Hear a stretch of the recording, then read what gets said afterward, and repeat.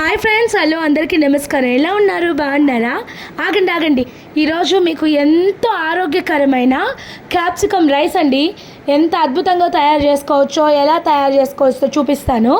చూసేసి వెళ్ళేటప్పుడు సబ్స్క్రైబ్ కొట్టి లైక్ చేసి కామెంట్ పెట్టి వెళ్ళండి. నిజమండి, చాలా అద్భుతంగా ఉంటుంది. నా జీవితంలో ఫస్ట్ టైం చేస్తున్నాను, తింటున్నాను. కానీ ఒక భయం అయితే ఉండింది, ఎలా ఉంటుందా అని. చేసాక అర్థమైంది, చాలా అంటే చాలా కమ్మగా అద్భుతంగా వచ్చిందండి. నిజంగా ఇంత టేస్టీగా నేను ఎప్పుడు తినలేదు. అయినా నా రెసిపీ నాకు బాగుంటుంది, బట్ మీరు ట్రై చేయండి. చాలా అంటే చాలా సూపర్గా వస్తుంది. ముందుగా 1/2 కేజీ మంచి క్యాప్సికమ్ని, అంటేనండి పుచ్చులు సచ్చులు ఏం లేకుండా బాగుండేది తీసుకొని శుభ్రంగా కడిగి వీలైనంత సన్న ముక్కలుగా తరిగి పక్కన పెట్టుకోండి. దీనికి 2 పెద్ద సైజు టమోటాలు, 1 పెద్ద సైజు ఉల్లిపాయని సన్నగా తరిగి పక్కన పెట్టుకోండి. ఇంకా పొయ్యి మీద బాండలు పెట్టి 4 టేబుల్ స్పూన్ల వరకు ఆయిల్ వేసుకొని 1/2 స్పూను తిరగమాత గింజలు, 1/2 స్పూను జీలకర్ర వేసుకోండి. జీలకర్ర వేయడం వల్ల డైజెస్ట్ ప్రాబ్లమ్స్ ఏమైనా ఉంటే పోతాయి, అరుగుదల బాగా అవుతుంది, పిల్లలకి జీర్ణ వ్యవస్థ బాగా మెరుగుపడుతుంది అన్నమాట. ఇవి చిటపట్లాడంగానే ఉల్లిపాయలు వేసుకోండి. అవి సగం వేగంగానే టమోటాలు కూడా వేసుకోండి. ఇప్పుడు ఒక పిడికడంతా కొత్తిమీర కరివేపాకు వేసుకోండి. నాక్కడ కొత్తిమీర లేదు కాబట్టి నేను కరివేపాకు మాత్రమే వేస్తున్నాను. నిజం ఫ్రెండ్స్, ఒక్కసారి ట్రై చేయండి. అబ్బా ఎంత కమ్మగా ఉంటుందో. మా చిన్నప్పుడు అయితే మాకు కూరగాయలంటే దొండకాయ, బెండకాయ అంతే, ఇవంతా తినలేదు. కానీ ఇప్పుడు రోజులు మారిపోయాయి కదండి, కొత్త రకాల కూరగాయలన్నీ వచ్చేస్తున్నాయి. ఇదిగోండి, టమోటా, ఎర్రగడ్డ వేగిన తర్వాత క్యాప్సికమ్ వేసుకున్నాను.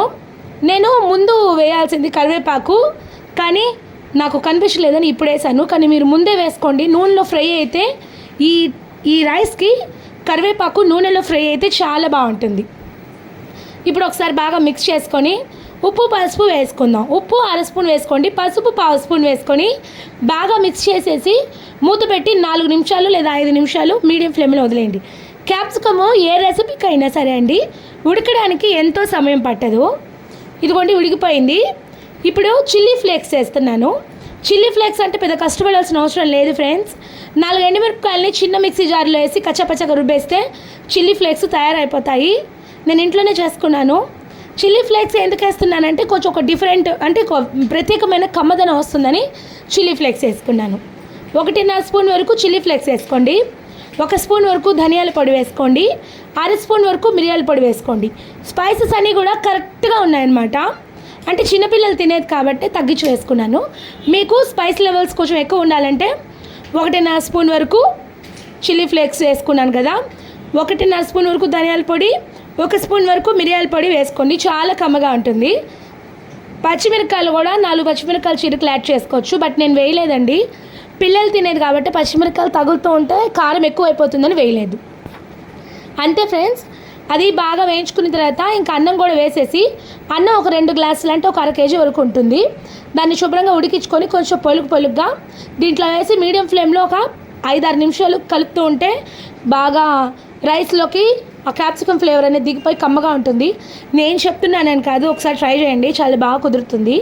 మా చిన్నప్పుడు తిన్నట్టు ఇప్పుడు కూరగాయలు తింటున్నాం, కానీ ఈ కొత్త కూరగాయలు వచ్చేసరికి పాత కూరగాయలని పక్కన పెట్టేసాము. మా చిన్నప్పుడు నిజంగానే మాకు రెసిపీస్ అంటే నేను చెప్పినవే. సరే, వెళ్ళే ముందు సబ్స్క్రైబ్ చేసుకొని లైక్ కొట్టి వెళ్ళండి.